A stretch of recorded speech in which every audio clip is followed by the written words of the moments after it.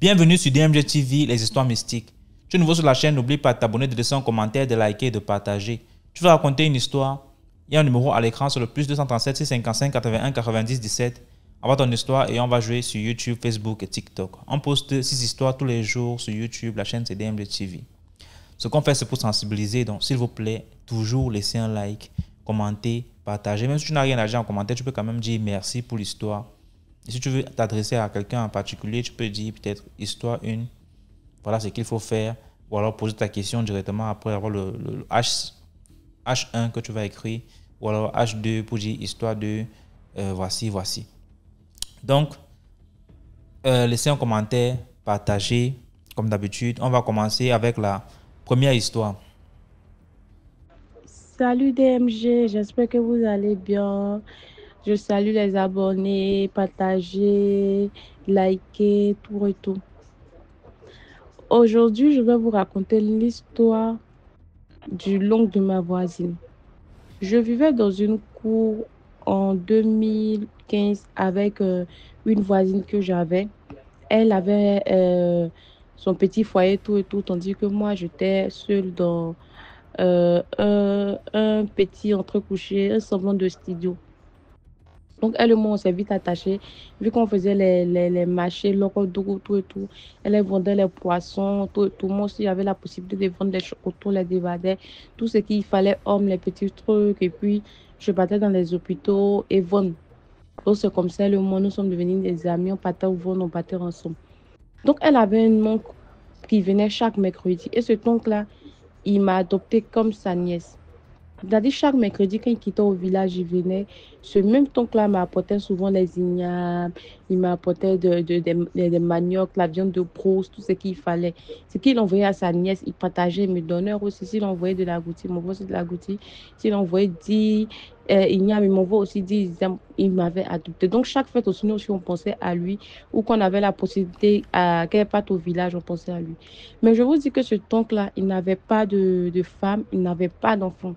Il était tellement renfermé et puis c'était l'oncle à tout faire. Il avait des petites soeurs, il avait ses grandes soeurs. Les gens avaient pitié de lui, parce que nous tous on avait pitié de lui.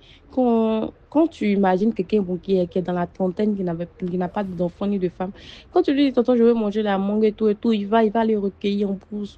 Tu veux manger tant, il va aller, il va faire. Tonton, même si souvent, même tu as des habits que tu veux laver, et que tu lui dis, tonton, j'ai des habits qui sont là, ou bien il veut t'envoyer. Quand il t'envoie, tu es en train de faire la lessive à ton retour, tu vas voir qu'il est en train de faire la même lessive. Donc, c'était un tonton bien. Mais par contre, dans leur famille, les gens meurent bêtement, c'est-à-dire des morts bizarres. On ne sait pas où il y a la tête, on ne sait pas où il y a la queue. Pourtant, ce sont des familles chrétiennes qui prient beaucoup, très beaucoup. Le monsieur même, il va à l'église, tout et tout. Elle a une tante, c'est-à-dire la petite soeur du monsieur de l'oncle en question. Ce dernier-là, et cette dernière-là, elle a fait 3 fois des jumeaux. Les premiers sont décédés, les deuxièmes. Donc, les troisièmes aussi. L'oncle, il est venu à la maison, venir passer un peu de temps avec ses filles et genre sa soeur. Si quelqu'un a tout fait, quand il est là même à ta maison, il va essuyer tout ce qu'il faut faire. Donc, quand il dit, il vient chez toi, là, t'as pas ton cœur bat pas. Il est même plus que nous. Donc, il est arrivé, il était venu faire 1 mois. Les enfants tombent, ils sont tombés malades. Malade jusqu'on ne comprend pas. La femme, elle est là. Elle a commencé à prier. Elle dit pas question que ça ne va plus lui arriver. Elle prie, elle met ça ici, elle met ça ici, elle met ça ici. Elle prie, elle a tout fait. Donc, une fois, elle a invité le pasteur à la maison. Je signifie une chose. Une fois, elle dit qu'elle est venue, elle a surpris un de ses jumeaux qui avait aligné les tabourets là. Mais ça n'arrivait même pas à la taille parce que l'enfant avait 2 ans et demi, bientôt 3 ans. La taille du tabouret que ça donnait, elle a eu peur. Elle dit, mais est-ce qu'un enfant peut faire ça? Qu'est-ce qui se passe? Elle allait voir l'autre aussi qui avait allumé les bouteilles de gaz qui est loin. C'est un enfant a pris les tabourets. C'est qu'ils n'avaient pas l'habitude de faire. Les enfants commençaient à faire genre comme si quelque chose allait provoquer les morts. Donc, qu'est-ce qu'elle faisait? Elle bouclait maintenant la cuisine. Et puis, tout ce qui est tabouret, parce qu'elle s'est dit à arriver au moment que ce sont des jumeaux. Si un veut partir, les autres vont suivre. Elle, c'est ce qu'elle était dans sa tête. Donc, une fois, elle appelle le pasteur. Ah, viens, mes enfants, je ne comprends pas. Mes enfants, je ne comprends pas. Qu'est-ce qui arrive? Ils ont des comportements bizarres. Aujourd'hui, ils sont malades. Demain, ça ne va pas. Ils chauffent. Après, demain, ça va un peu. Mais après, là, on va, on dit, mais comment des sangs? Sans finir tout le temps, le pasteur arrive. Il prie, il prie, il prie, il prie, il prie. Il appelle la dame de côté. Il lui dit, ah, que ton frère, là, il a un problème. Ton frère, là, c'est le problème. La femme dit, moi, mon frère. Non, pas question, mon frère, il ne peut jamais me faire ça. Toi, tu parles de qui? Son mari aussi dit, les pasteurs là, le monsieur est comme si son nuit, mais lui là, je ne crois pas trop en ce qu'il dit. Donc la femme, elle a laissé tomber, elle part à l'église. Que le pasteur lui dit, il faut faire venir ton frère. Elle dit, bon, viens te mettre en jeûne, toi et ton mari faites. Elle a commencé à gêner, gêner, gêner. 7e jour de jeûne, le monsieur a débarqué à la maison, le monsieur était là. Commencé à prier. Il a appelé le personnel, commencé à prier, prier, prier, prier, prier, prier, prier. Oh, béni sur le jeûne. Vrai! C'est pas Yaya, vrai, vrai même. Le monsieur, il a dit, l'oncle en question, il a commencé à jubiler, il a commencé à trembler. Tout le monde le regarde. Il dit, mais qu'est-ce qui se passe? Sa soeur le regarde, le mari de sa soeur. En ce moment, sa belle-mère aussi, c'était la belle-mère de la dame. Il dit, aïe, les gens sont là. Est-ce qu'il n'a pas mis assis au béni là pour venir faire quelque chose ici? Ils se l'ont dit, pasteur, arrête. Il dit, non, il faut qu'il parle. Il faut qu'il parle. Personne ne croyait, tous étaient arrêtés. Il dit, non, le pasteur les exagère. Il a dit que non, il a commencé à dire que non, c'est lui qui a tué leur maman, c'est lui qui a tué leur papa, et que depuis son bas âge, il avait leur arrière-grand-père qui lui a donné la sorcellerie, et qu'il est le chef là-bas, il a de la famille de l'autre côté, tout et tout. Il est le roi de tous ces personnes-là. Et que c'est lui qui a tué tous ces jumeaux-là. La maman de leur maman, qu'il expliquait, parce que tout le monde était au salon, il paraît-il, et qu'il est venu, il a quitté son âme, et puis il est venu prendre l'âme de la dame. Tout ce que la maman a dit, non. Et puis, elle n'a plus parler. C'est comme si on attrapait sa bouche, elle veut parler, elle n'arrive pas à parler, elle veut faire des signes, rien. La dame, elle est décédée. Les jumeaux aussi, par contre, et qui dit qu'il a attaché l'âme des jumeaux là derrière la cour, il y avait un manguier qui était là-bas, c'est là-bas qu'il a attaché l'âme des deux jumeaux là, et qui devrait les tuer des temps, mais quelle fête là, et puis tout retouper leur âme là, il devrait recueillir pour une fête. Mais s'il les tuait, c'est pas maintenant d'aller manger leur âme. Comme ce sont des bébés, c'est encore facile.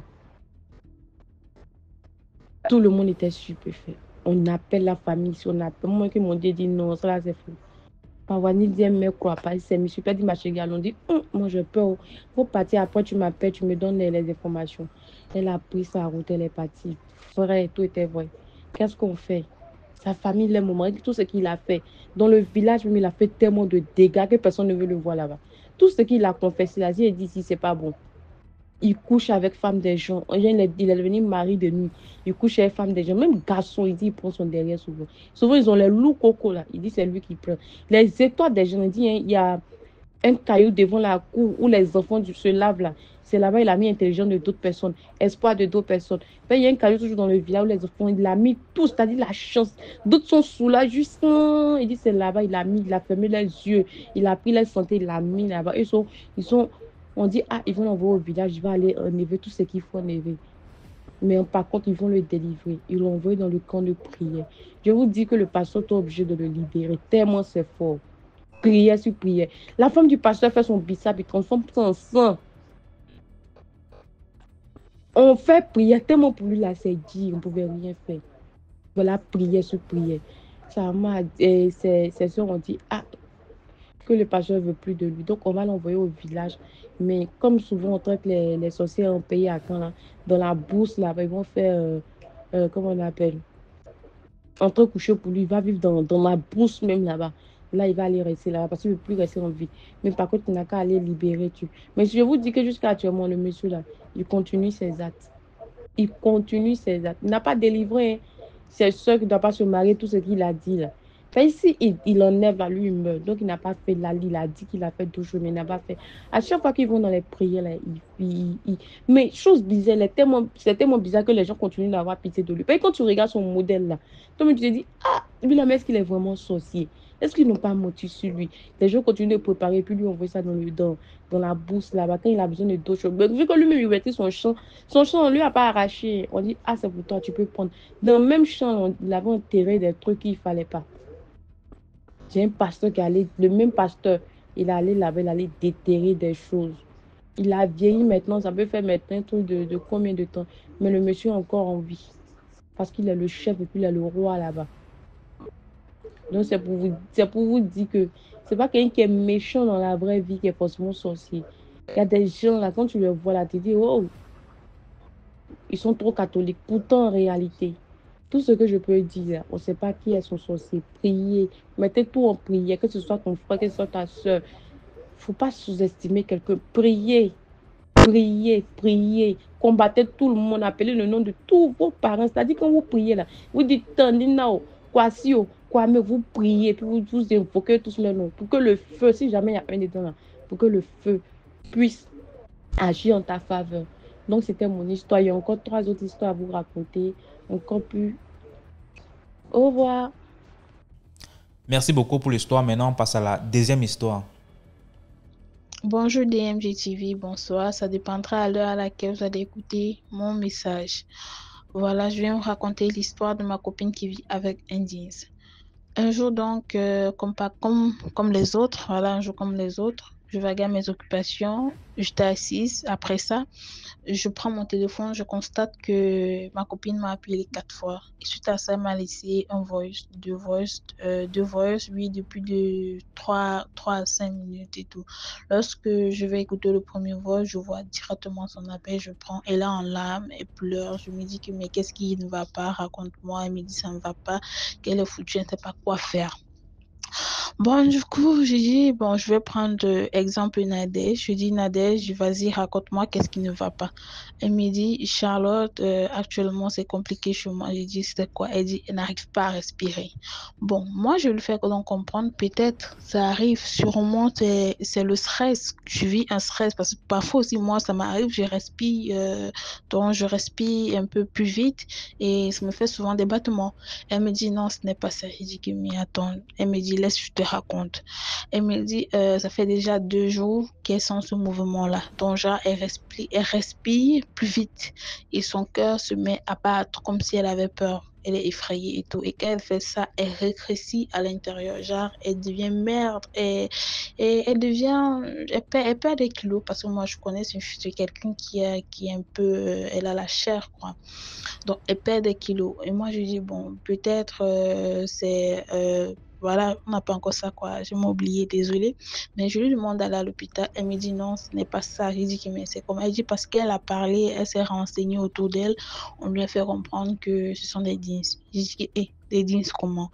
C'est là dont elle m'explique à profondeur. Elle me dit souvent qu'elle est dans sa chambre, seule à la maison, et elle voit de l'ombre. Elle voit un ombre au mur qui est avec elle, elle voit souvent l'ombre passer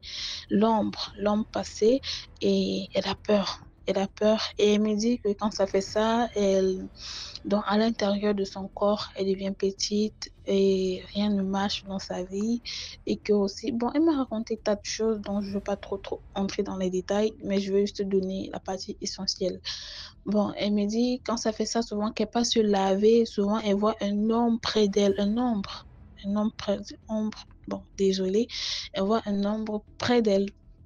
Et du coup, maintenant, moi, je lui dis, ah, n'est-ce pas la dernière fois tu étais allée au village et tu avais dit on devait travailler sur toi, mais qu'est-ce qui s'est passé? Elle me dit, si, le monsieur, il a travaillé chez elle, mais ça a fonctionné plus de juste 4 jours. Donc, premier jour, deuxième jour, troisième jour, quatrième jour, tout est redevenu à la normale. Donc, tout ce qu'elle subissait à la normale, c'est revenu. Et que pendant ces 4 jours-là, tous ces ex qu'elle avait barrés et tout sont revenus, les appelait, elle sortait, on lui donnait de l'argent. Mais après ça s'est stoppé. C'était comme s'il n'y avait plus rien, ni vu ni connu et tout. Après, maintenant, ça, elle me dit encore que même sa maman, en fait, après, ça s'est passé et qu'elle allait voir une tante. Il y a une tante, parce que je précise, c'est une Bamoun. Donc, il y a une tante qui est praticienne. Elle allait expliquer à sa tante. Bon, elle m'a dit avant qu'elle entre de chez sa tante lui a tout expliqué.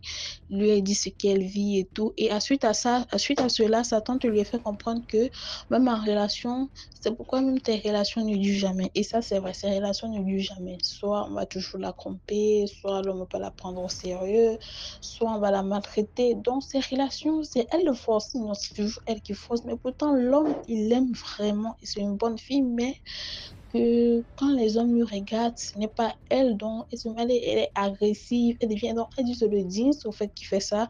Donc en fait qu'elle avait un homme, donc elle devient agressive, elle a des pensées bizarres, qu'elle est souvent à la maison, elle imagine que son homme est en train de lui tromper et tout. Donc elle m'a raconté plein de choses. Parfois quand ça fait souvent ça et qu'elle faisait là. Elle peut avoir son homme, elle se dit peut-être son homme est en train de lui tromper et tout, mais elle peut avoir son homme devant la télé et tout. Bon, elle a toujours eu un comportement bizarre et moi, j'ai toujours remarqué, chaque fois qu'elle est en relation, c'est comme ça, elle se comporte, donc elle est trop agressive. Et Satan dit non, ce n'est pas toi qui fais, mais c'est le jeans qui fait, c'est le jeans qui fait ça. Donc, tu es quelqu'un de bien, tu es vraiment quelqu'un de gentil, de travailleuse, de bâton. Et même dans ses emplois, qu'elle travaille 1 mois, 2 mois, après le monsieur lui demande de partir comme ça, sans raison, sans aucun motif, aucun. Bon, désolé pour le français, hein, parce que, bon, disons que la langue que je parle ici, bon, ça a déjà tout envahi le français. Donc, désolé. Bon, elle disait, sans aucun motif et tout, on la renvoie du travail. Et ça a toujours été comme ça. Elle m'a toujours appelé en pleurant. Donc là, sa tante lui a dit que même elle avait ça. Apparemment, moi, je me dis c'est quelque chose d'héréditaire. Pourquoi? Parce que même sa maman avait et même sa tante avait. Mais le monsieur qui a eu à soigner sa tante et sa maman n'est plus vivant parce que c'était chez les Bamoun là-bas, donc le monsieur n'est plus vivant, il est décédé il y a longtemps. Et comme elle aussi est une petite fille, moi je lui ai dit, bon, avant que tu attendes un travail chez toi, va, tu bloques ton enfant pour que le dîne ne quitte pas chez toi et tombe directement chez ton enfant. Bon, après ça, bon, je lui ai encore expliqué que sa tante lui a remis un parfum, voilà, un traitement. Sa tante lui a remis un parfum de se laver, de s'asperger ça, mais qu'elle ne doit pas le faire en journée parce que si elle le fait en journée, les gens vont beaucoup lui détester. Et elle le fait que le soir. Donc, elle se prend sa douche, elle se met ça et voilà, elle se couche. Elle me dit aussi que sa tante lui a demandé une somme d'argent, peut-être, elle a dit, elle m'a parlé, bon, je vais inventer, non, je ne vante pas. Elle m'a dit une somme de 200 000 francs, mais que ça avec son propre argent. Mais comme c'est ça, une fiole, elle va lui prendre 50 000 francs pour faire ce traitement et tout. Et moi, elle m'a aussi dit, quand elle jeûne, voilà, quand elle fait le jeûne, ça diminue. Quand elle est jeune, quand elle prie, ça diminue. Et voilà, mais moi, je lui ai dit, il faut aller à l'église parce qu'elle fait aussi les dons. Et c'est là que moi, je lui ai dit, OK, si tu pries et tu jeûnes, ça diminue, va à l'église et tout. Tu achètes même un chapelet, tu peux avoir le prêtre qui bénit. Elle me dit non. Elle m'a demandé si, bon, comme elle, c'est une bamoun musulman, elle m'a demandé si ça ne me dérange pas parce qu'elle est une musulman. Et elle a dit que non, si toi, tu vois que quand tu fais tes prières, quand tu jeûnes, ça diminue, ça part. Alors pourquoi tu vas t'empêcher de ne pas devenir chrétienne que d'être musulman? Parce que les musulmans ne boivent pas la bière, toi tu bois la bière. Voilà. Donc ça veut dire que même ta religion musulmane, tu n'adaptes pas ça depuis. Bon, je lui ai fait comprendre d'aller à l'église et tout. Elle m'a dit ok, elle va le faire. Mais en même temps, il faut suivre le traitement de sa tante.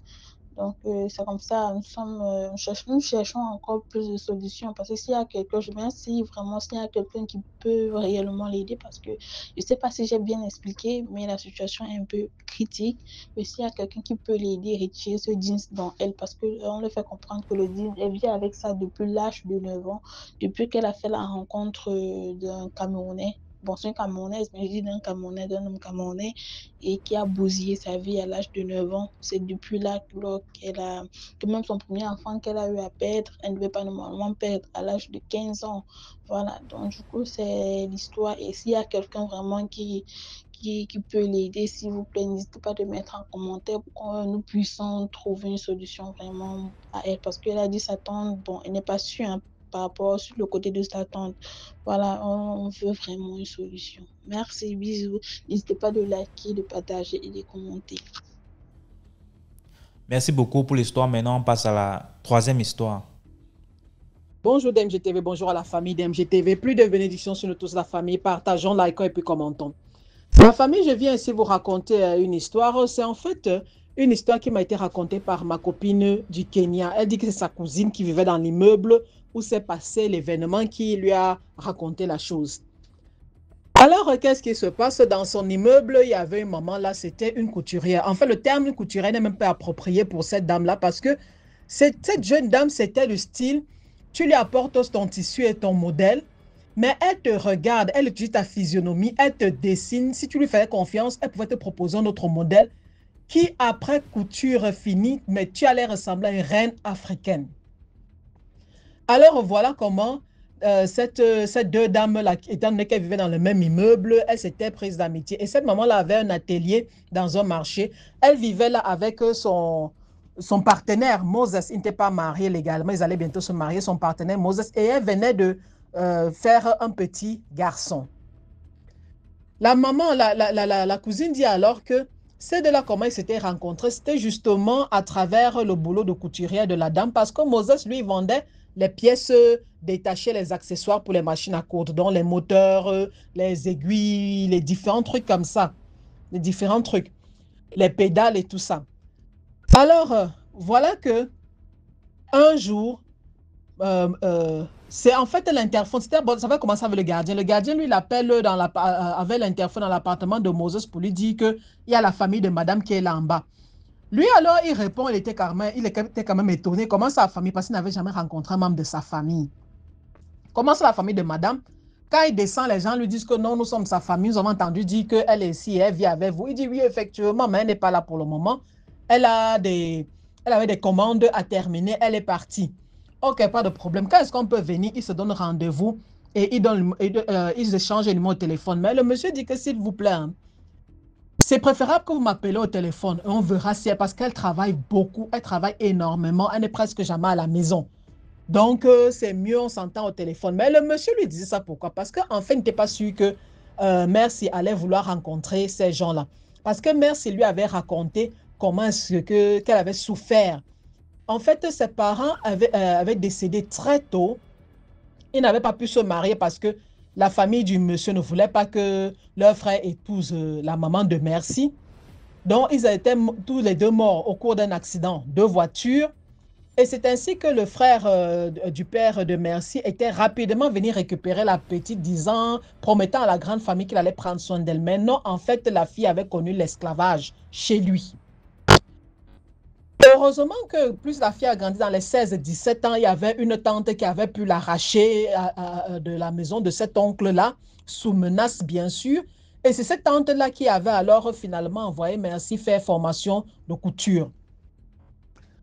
Voilà alors que ces fameux oncles-là arrivent à l'immeuble. Ils disent qu'ils veulent la voir. Et le monsieur Moses dit que quand sa chérie était revenue à la maison et lui avait informé de la visite de ces gens-là, elle avait complètement changé. C'est comme si le ciel lui était tombé sur la tête. Bon, il comprenait, mais il avait essayé de la calmer, lui dit, si tu ne veux pas les voir, il n'y a pas de problème. Ils ne vont jamais arriver ici. Ce n'est pas un problème. Je vais leur dire de ne plus venir. Mais la femme, elle avait dit, non, non, non, il est temps, je vais les voir, je vais les rencontrer, ce n'est pas un problème. Mais quand je vais te dire de les appeler, tu vas les appeler. Pour l'instant, je ne veux pas. C'est ainsi que les gens là le harcelaient au téléphone, mais ils ne voulaient pas répondre. Un jour, finalement, c'est des mois étaient passés, Merci a finalement dit qu'elle voulait les rencontrer. Parce qu'en plus, ces gens-là commençaient à devenir menaçants. Elle avait finalement dit que non, je vais finalement les rencontrer. Mais le jour de la rencontre, à peu près 30 minutes avant, Merci dit qu'elle avait une commande vraiment très urgente à remettre. Il y avait une dame, elle allait voyager avec sa robe et elle voulait être là lors de des derniers essayages pour être sûre que c'était superbe, donc sa cliente était satisfaite à 100%. Le gars dit alors que oui, va alors rapidement et dès que la cliente, tu termines avec elle, tu viens à la maison, alors on rencontre les gens si on les retire sur notre dos. Voilà Merci qui part. Alors quelques minutes plus tard, voilà la famille qui arrive. Et là, quand la famille arrive, le gardien les invite à attendre au bungalow parce que le propriétaire de l'immeuble avait fait des sortes de bungalows dans la cour qui servaient non seulement de mini-salles d'attente pour les gens des familles, des différentes familles qui venaient rendre visite. Mais le soir aussi, les enfants avaient l'habitude de s'y asseoir, jouer au ludo, taper les commentaires, les enfants de l'immeuble. Voilà que la famille attend là-bas. Le monsieur, lui, il est en haut avec l'enfant. Étant donné que son boulot, parce que lui, dans son magasin, il avait ses apprentis et on n'a pas besoin de l'avoir tout le temps. Donc, quand il y avait des heures, il partait voir, contrôler les trucs, les ventes, qu'est-ce que vous avez vendu aujourd'hui et tout ça. Mais sa femme étant couturière, elle était obligée d'aller au truc. Donc, avec la venue de l'enfant, il avait proposé qu'il soit un peu plus à la maison avec l'enfant. Le voilà à l'étage, il est en train d'attendre. À un moment, il décide de descendre, de parler un peu avec ces gens-là. Oui, comment ça va et tout ça. Mais il avait aussi remarqué que depuis un certain temps, il faisait qu'appeler. Merci, ouais, tu n'as pas encore fini, tu n'as pas encore fini. Une heure était passée, 2 heures, 3 heures. Elle ne répondait plus au téléphone. Il appelle les filles qui sont à l'atelier. Elles disent que non, madame est sortie là, elle a dit qu'elle arrivait. Donc, il appelle la femme, elle ne répond pas. Il appelle les employés. Ah, madame, elle n'est pas encore revenue, elle n'est pas encore arrivée. Il envoie même que madame, elle a un peu regardé, non. Peut-être qu'elle a eu un malaise, elle a un peu regardé au marché. Moi, je suis ici, il y a des gens qui l'attendent à la maison. C'est là que la famille dit que non, mon frère, tu sais quoi, laisse, tu ne vas plus la voir. Comment ça, je ne vais plus la voir? Ils disent que non. En fait, nous sommes venus là, c'est parce que depuis là, tu as rencontré les gens de sa famille. Il dit que non, je n'ai jamais rencontré. J'ai juste parlé au téléphone avec une de ses cousines. C'est une cousine du côté de sa mère. Il dit non, je n'ai jamais rencontré. Pourquoi me poser la question? Il dit que c'est en fait parce que celle avec qui tu vis là, elle n'est plus, ça fait plus de 5 ans de cela qu'elle est décédée. Le cœur du gars, c'est dans ce moment-là que le gars était tombé et la cousine de ma copine avait vu. Elle était descendue. Donc, qu'est-ce qu'ils apprennent alors finalement devant tous les meubles réunis et les curieux? Que merci, quand elle était allée vivre chez sa tante, là, elle allait toujours, elle allait à son cours de couture. Et ça, quelques semaines avant le dernier truc, il y avait apparemment présentation. Quand il terminait l'école, non, quand il terminait la formation, il fallait coudre quelque chose, présenter aux gens et tout ça. Elle avait été fauchée par une moto en route et avait cogné son crâne contre la bordure de la route et c'est là-bas qu'elle était décédée, qu'elle avait décédé. Mais une année plus tard, les gens de la famille avaient commencé à entendre dire que, oh, on la voit dans telle ville. Quand ils réussissent à y aller, à savoir où est-ce qu'elle travaille, où est-ce qu'elle dort, quand on arrive là-bas, elle n'est plus là. Après, on entend, oh, elle est encore dans une autre ville. Et c'est comme ça que finalement, ils étaient arrivés ici. Pourquoi? Parce qu'ils avaient entendu dire qu'elle avait même accouché. Quand ils arrivent alors, le monsieur, on fait venir les parents du monsieur et aussi le prêtre parce que le gars, il était en train de s'apprêter à se marier. Et chez les catholiques, eux, ils avaient un père dont tu vois, il donne des conseils aux jeunes mariés. Donc, le monsieur est venu. Après, quand le temps passé, les lavages au village et tout ça, finalement, on explique alors au monsieur qu'en fait, le prêtre dit qu'en fait, elle n'était pas un mauvais esprit. Apparemment, bon, selon ce que le prêtre a dit, hein, elle est partie de l'autre côté et elle a pu être renvoyée parce qu'en fait, elle avait tellement souffert et tout ce qu'elle désirait, c'était avoir un enfant, avoir une famille, donner de l'amour et recevoir de l'amour. Et elle était venue, elle avait apparemment eu la permission de revenir et elle était tombée amoureuse de cet homme-là. Elle a décidé de vivre avec lui. Et le prêtre de dit même au monsieur que mais tu ne t'es pas rendu compte que depuis qu'elle est entrée dans ta vie, vos affaires marchent super bien. Et effectivement, le gars dit que même après là, ça continue à bien marcher. Hein. Il a même agrandi l'atelier de sa femme et tout. Tout va super bien. Mais le seul truc, le problème du monsieur, c'est quoi? Il n'arrive pas à trouver une autre femme. Il n'arrive pas à trouver une autre femme. Il n'arrive pas à sentir parce qu'il dit que sa femme, que merci, en fait, elle avait il y avait quelque chose. Elle n'était pas du style que non, elle croit à telle religion. Elle était catholique, mais que du style, tu vas dire que non, elle était une grande catholique, une grande, elle priait, elle faisait ceci. Non. Il dit qu'elle avait une assurance en l'existence de Dieu et des anges d'un autre monde, d'une autre vie après cette vie-ci. Elle avait une croyance tellement ferme et inébranlable qui vraiment l'inoptisait. Il se demandait, mais la femme, si tu es partie là-bas, tu es revenue. Et voilà maintenant qu'il apprend qu'effectivement, elle était déjà partie, elle était revenue. Et en plus de ça, il se rend aussi compte que pendant la période où ils attendaient pour le deuxième rendez-vous à la famille, elle avait commencé à lui dire au revoir. Il n'avait pas compris. Parfois, elle lui disait seulement combien elle aimait. Elle lui disait que vraiment, je te souhaite à toi et à l'enfant de vivre heureux, soyez... Donc, elle sortait des paroles là. C'est maintenant que lui comprenait qu'en fait, elle était en train de lui dire au revoir. Elle était en train de lui dire au revoir. Donc, elle savait qu'elle n'allait jamais rencontrer ces gens-là. Elle était en train de lui dire au revoir. Dans la famille... qu'est-ce qu'on peut encore dire? Dernièrement, j'ai suivi l'histoire du jeune Ivoirien, là, celui qui est mort et est revenu là et disait que vraiment, Il avait eu la peur de sa vie, il avait demandé à revenir et on lui avait accordé une deuxième chance. Non, apparemment, c'est ce qui se passe dans certains cas. Passez une bonne journée, bye.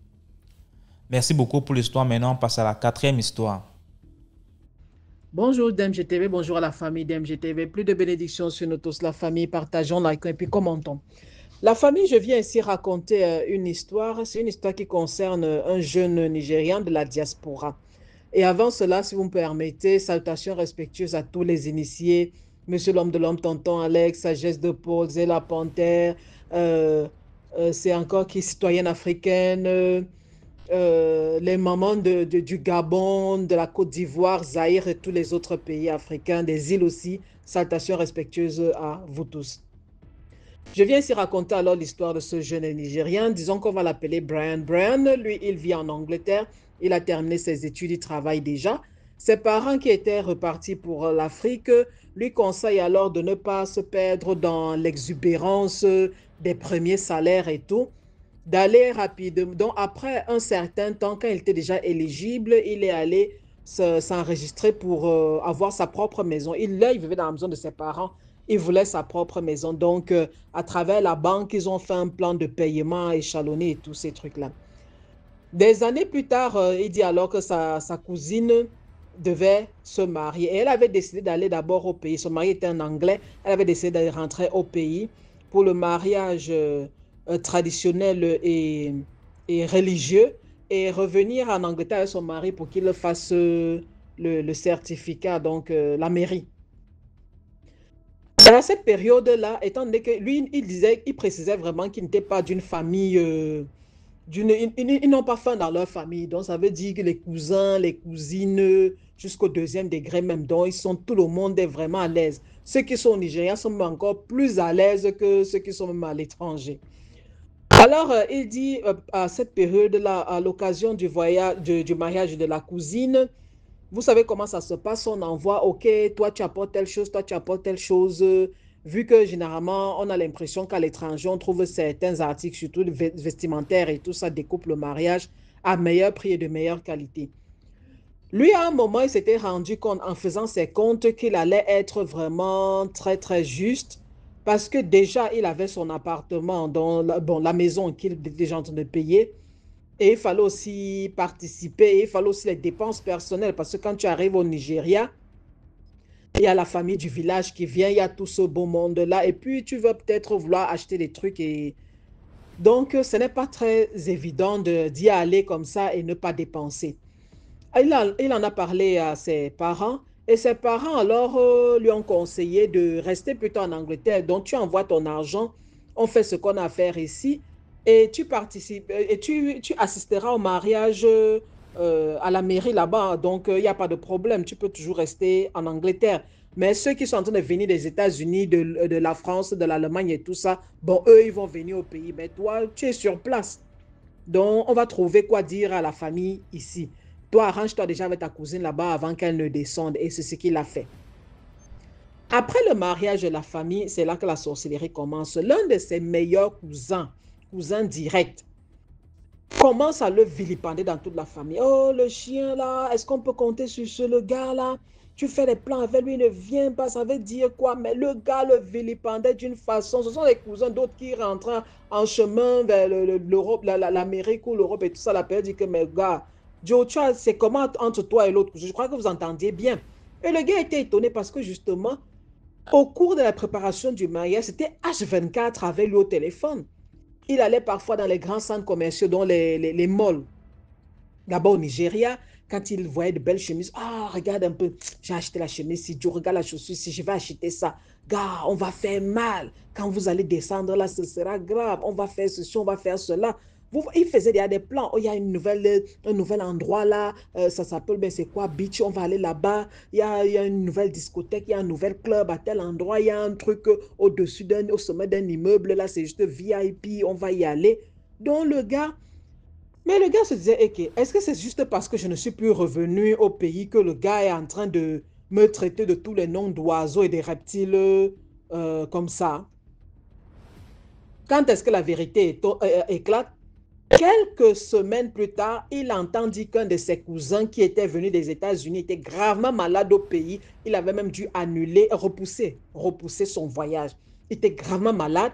Ses parents, qui étaient très sharp, vous voyez, non, les gars ont les yeux ouverts, l'ont amené au traditionnel. Après quelques jours à l'hôpital, ils ont dit non, ils l'ont amené au traditionnel. Et c'est là-bas qu'on leur dit qu'en fait, c'est à la période du mariage, là, parce qu'ils n'étaient pas très sûrs quand ça s'était passé à la période du mariage, qu'on l'avait frappé spirituellement.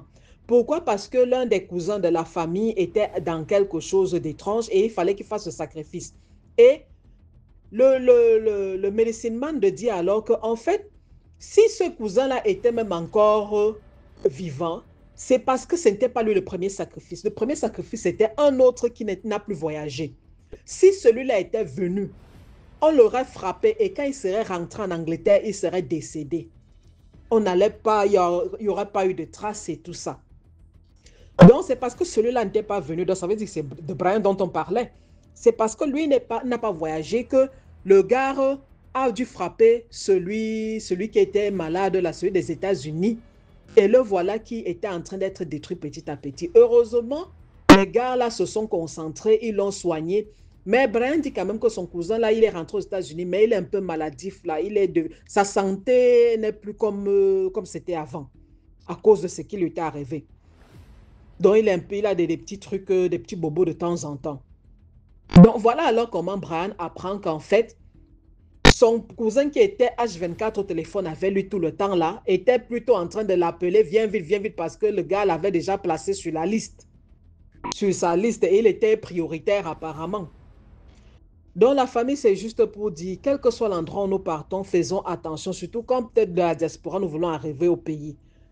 Parlons à nos parents et faisons attention à nos mouvements, parce qu'on ne sait jamais. Ce n'est pas parce que des gens sont de nos familles que nous les connaissons vraiment.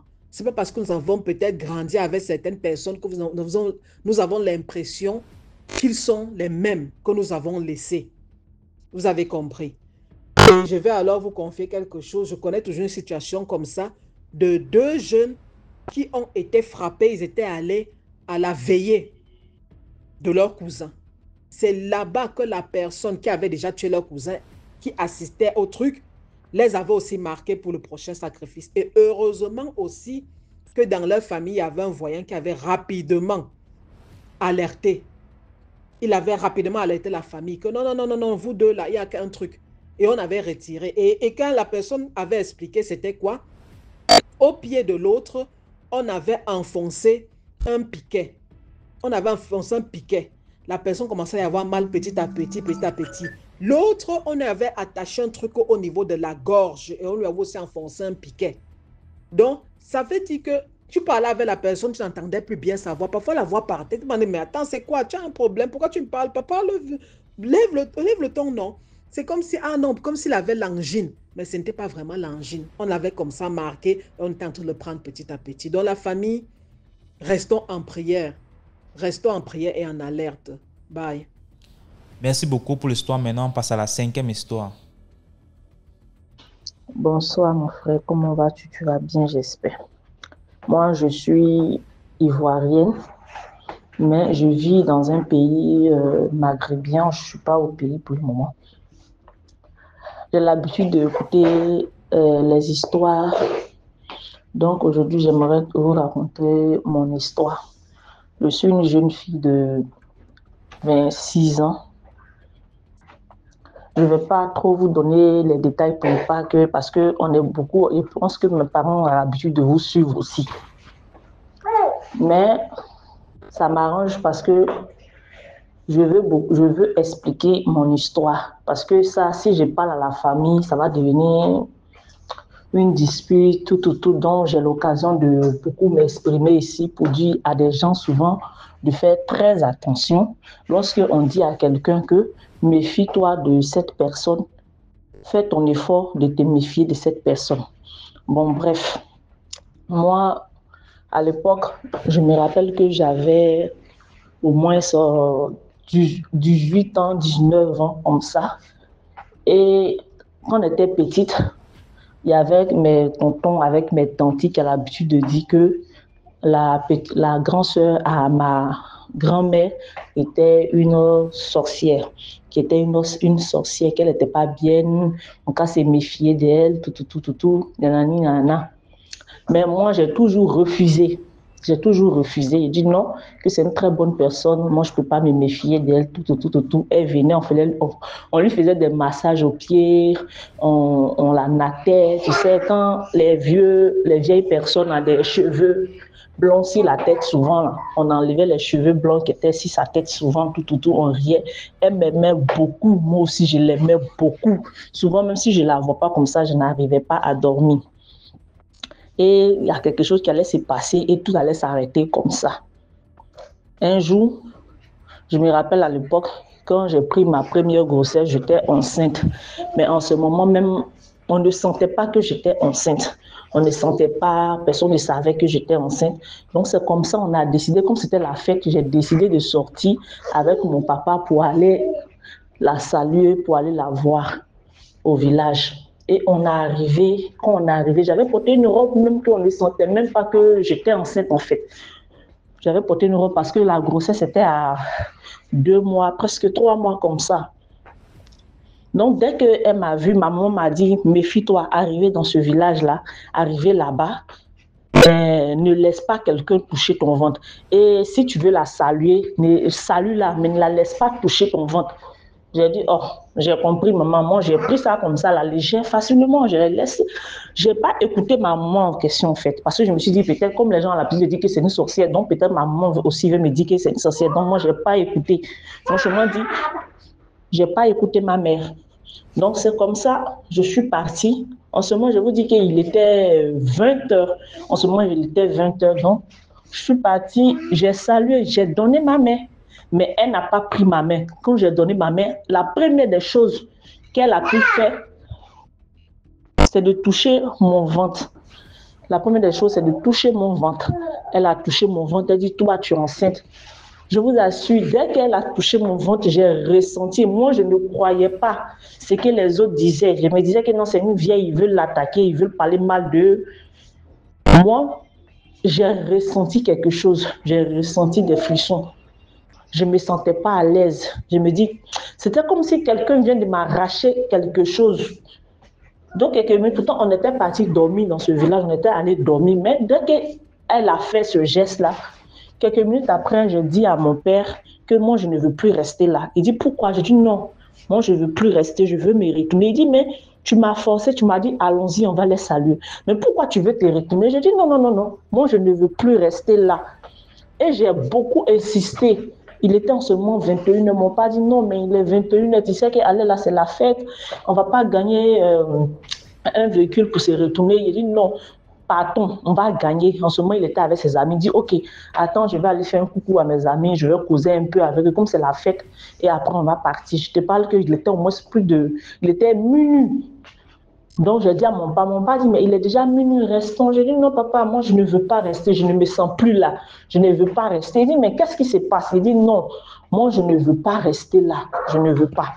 Parce que lui, c'était sa petite maman, c'était sa petite, la sœur à sa maman. Donc, moi, c'était ma grand-mère. Donc, moi, je dis, non, je ne veux pas. Il dit, qu'est-ce qui s'est passé? Il dit, non, papa, moi, je ne veux pas rester là. Je n'ai pas envie de dormir là. Je sens que je ne suis plus ici, je ne veux pas. Mon papa, il a appelé ma maman directement pour dire que non, je suis venue avec ta fille, je ne comprends pas.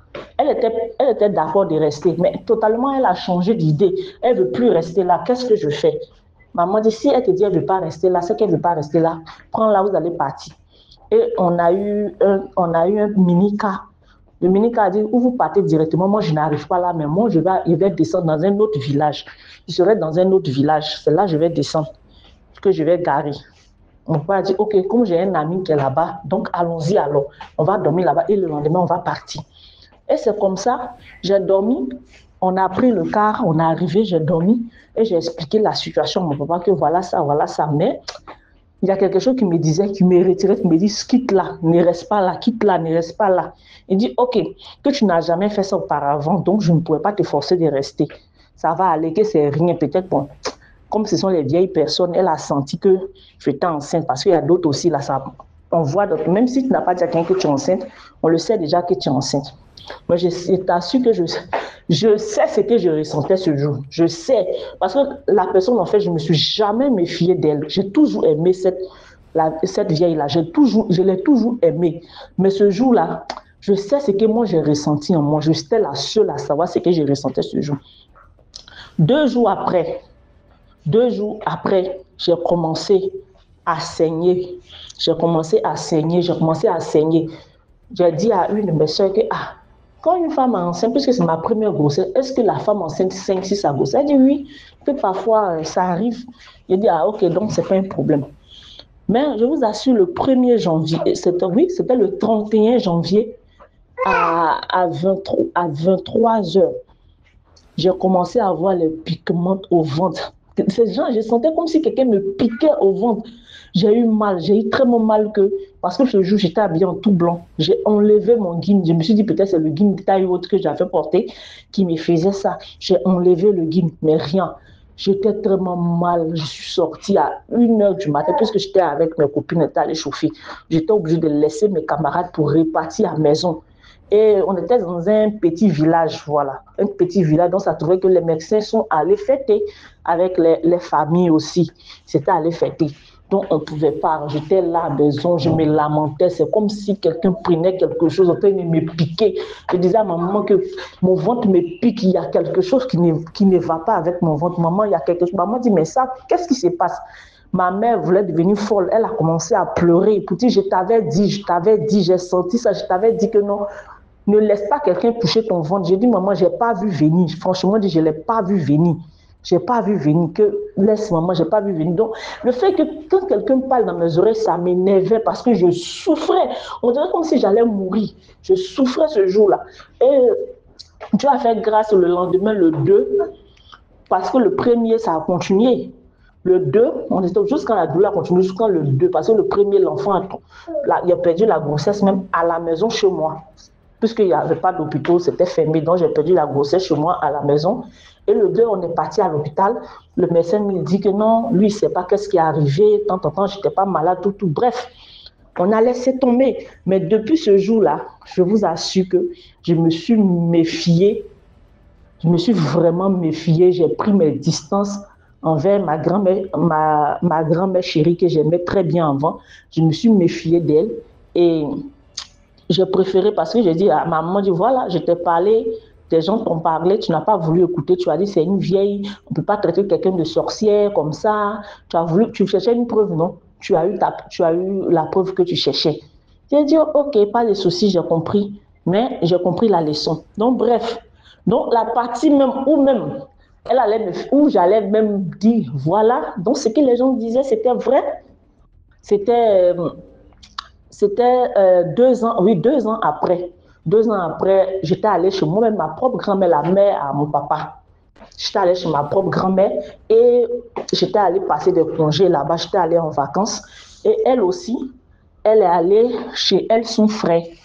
Elle est venue chez son frère, ma deuxième grand-mère, celle en question qu'on dit elle est sorcière, elle était venue chez son frère.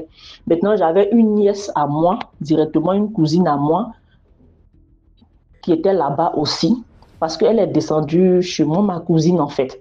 Donc ma cousine me dit, mais c'est comme ma soeur, ça fait longtemps qu'on s'est vu, j'étais allée fréquenter en ville, ça fait longtemps qu'on s'est vu, toi aussi, maintenant tu viens d'arriver chez ta grand-mère, chaque année tu viens mais on ne se voit pas, mais cette année comme on s'est vu là, tu vas aller dormir chez moi. Et elle dit, ma chérie, moi je ne peux pas dormir chez vous, parce que si elle t'attend de dormir chez vous là-bas, là, moi j'ai vraiment peur d'elle. Que je ne peux pas dormir chez vous. Elle dit, mais toi, tu connais ma maman. Maman, c'est quelqu'un qui prie beaucoup. Maman, la fonte, souvent, lui dit que non. Si c'est que tu es venu faire chez moi ici, tu ne vas rien faire. Même si c'est chez ton petit frère, tu ne peux rien me faire. Il dit, mais toi, ta maman, elle prie. Est-ce que moi, je prie? Moi, je ne prie pas comme ça. Moi, je crois en Dieu, mais je ne prie pas. Je suis quelqu'un, je n'ai pas le temps de prier. Donc, on n'est pas la même chose. Elle dit, non, qu'elle ne va rien te faire. Donc, comme tu ne veux pas, là, on va dormir au salon. Elle va dormir dans la chambre. Il dit, toi, tu penses, pour sorcier, là, tu penses que c'est quitter dans l'autre chambre pour aller au salon qu'il y a un problème pour un sorcier? Et puis, en plus, on est dans la même maison, elle n'est pas obligée de voyager pour venir auprès de nous. De là, elle va nous trouver, elle dit non, qu'elle ne va rien faire, il ne faut pas penser ça, que moi-même, là où je suis là, c'est à cause d'elle, j'ai dit, je ne dors pas dans la chambre. Il dit, mais moi, je ne peux pas dormir ici. Ma cousine m'a dit, non, que tu sais que ça fait longtemps. Et puis, c'est une cousine qui est très gentille. Franchement, elle est gentille. Elle m'a dit, tu sais que ça fait longtemps. Bientôt, tu vas repartir. Et puis, moi aussi, je vais partir. Je ne sais pas c'est dans combien d'années on va se voir encore. On n'a pas l'habitude de se voir comme ça. Donc, je te demande beaucoup pardon. Il faut dormir ici. Donc, c'est comme ça, sa maman m'a dit aussi que non. Ah, ta nièce a de demander pardon pour que tu dors ici. Tu as de refuser, qu'il faut dormir, qu'il n'y a rien. Moi, monsieur, là, tu me connais, non? Puisque c'est une tantine, elle prie beaucoup. Elle seulement, elle prie. Elle ne joue pas.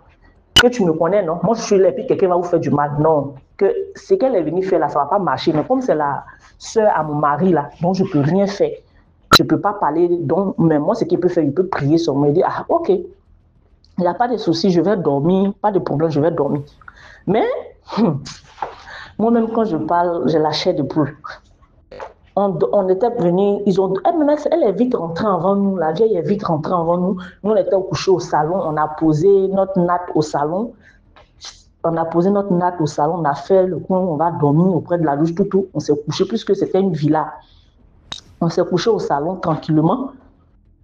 Environ vers les 2h, 3h du matin, je dormais, mais quelque chose me dit, réveille-toi. Réveille-toi, j'essaie de me réveiller, je ne peux pas, mon corps est devenu lourd, je n'arrivais pas à me réveiller, mais quelque chose me poussait pour me dire, réveille-toi, réveille-toi, je me sentais lourd, je peux me réveiller, mais il y a quelque chose qui me force dans mon sommeil pour dire non, je veux me lever, mais quelque chose me dit non, je suis là, je luttais avec, c'est comme si j'étais un peu paralysée d'une manière, je luttais avec mon corps. Je luttais jusqu'à je me suis levée un coup. Dès que je me suis levée, je vous assure, je vous jure, c'est tout ce que je cherche. Cette vieille-là était au-dessus de moi, face à face. Elle était au-dessus de ma tête. Je me suis réveillée. Je dis, mais qu'est-ce que tu fais là? J'ai crié un coup, mais qu'est-ce que tu fais en haut de ma tête?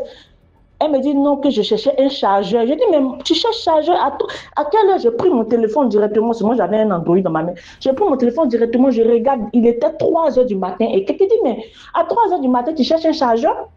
Mais il n'y a pas de chargeur auprès de moi. C'est mon chargeur qui est là. Elle me dit non, qu'elle a pensé que son chargeur était là. Elle dit, mais tu fais quoi en haut de ma tête? En même temps, ma cousine était auprès de moi. Elle s'est réveillée. Elle dit, mais qu'est-ce qui s'est passé? Elle dit, ah. Je ne la comprends pas, je me réveille, elle est en haut de ma tête, on se regarde face tout. Parce que c'était comme si quelqu'un est couché et tu montes sur la personne, tu mets tes deux pieds, tu mets l'autre pied ici, tu mets l'autre pied de l'autre côté, et moi j'étais au milieu. Elle dit non, qu'elle cherchait son chargeur, comme c'est une vieille personne, et c'est une mamie à nous, donc on ne pouvait pas trop. On dit ok, donc tu cherchais un chargeur, alors, mais qu'est-ce que tu vas faire avec le chargeur à 3h du matin? Elle dit non, elle voulait charger son téléphone parce que son téléphone était déchargé. Mais moi je sais qu'elle était venue faire quelque chose. Elle était venue faire quelque chose.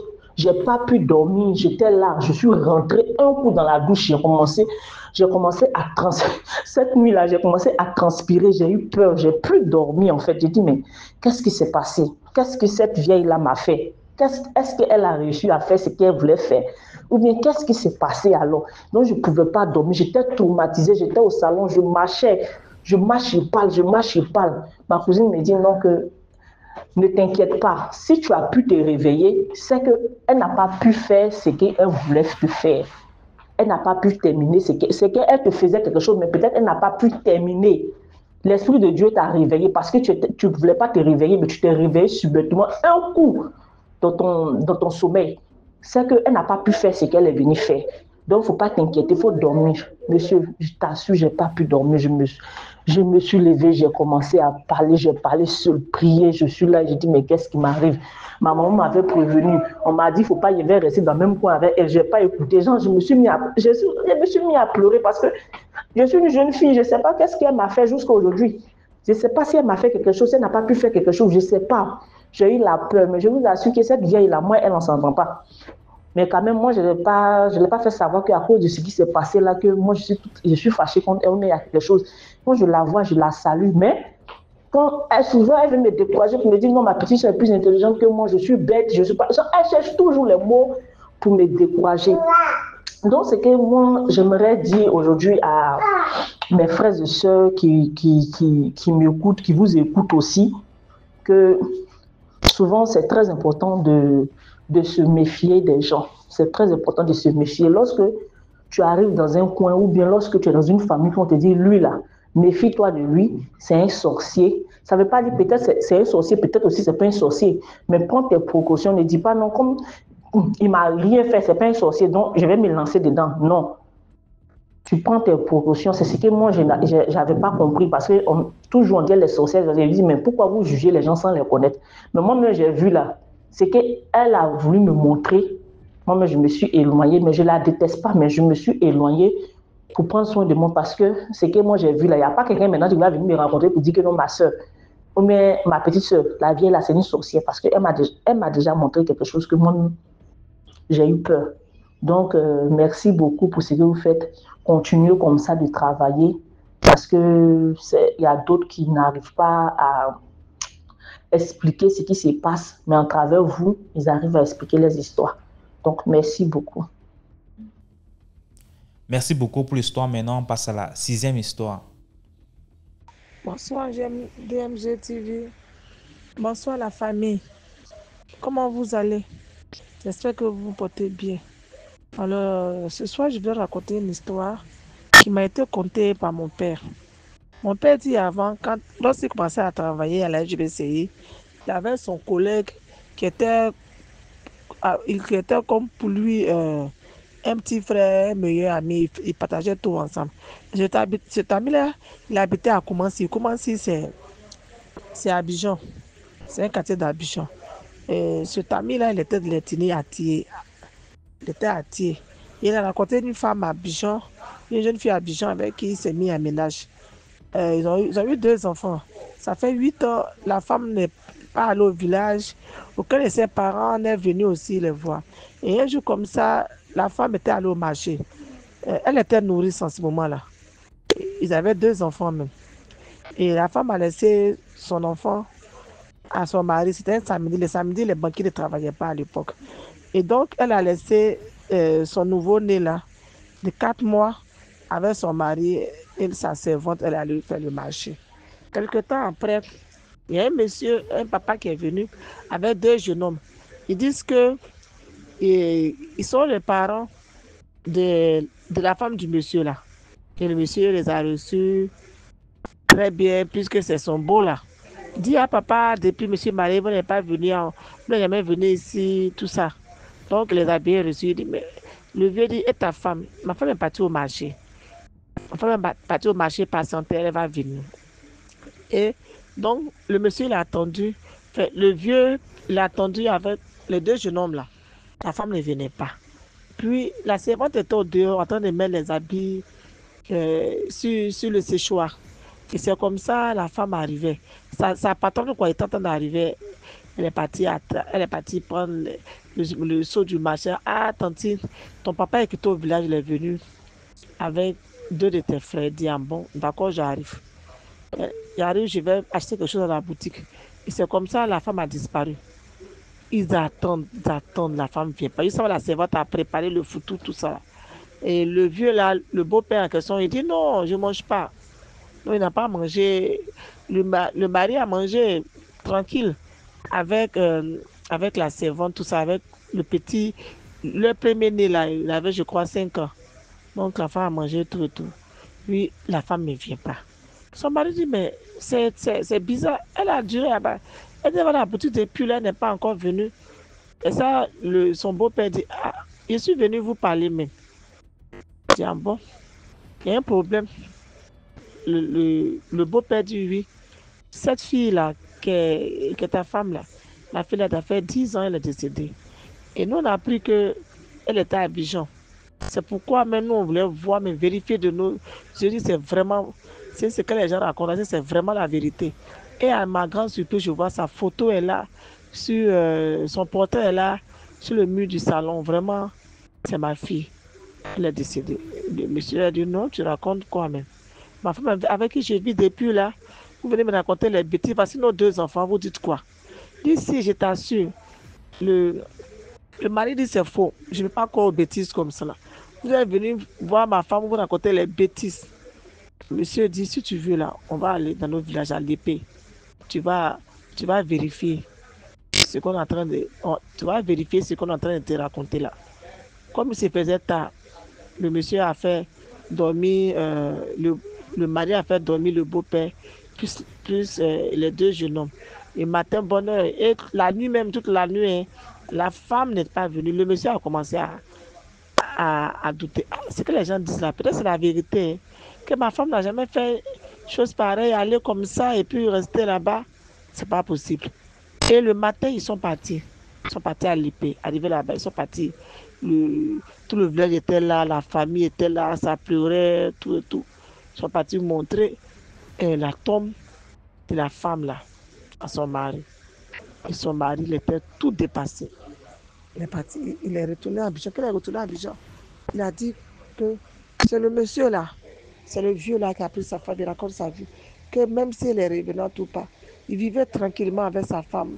C'était dans l'harmonie, il n'y avait pas de problème. Il a fallu que le vieux là vienne pour venir gâcher.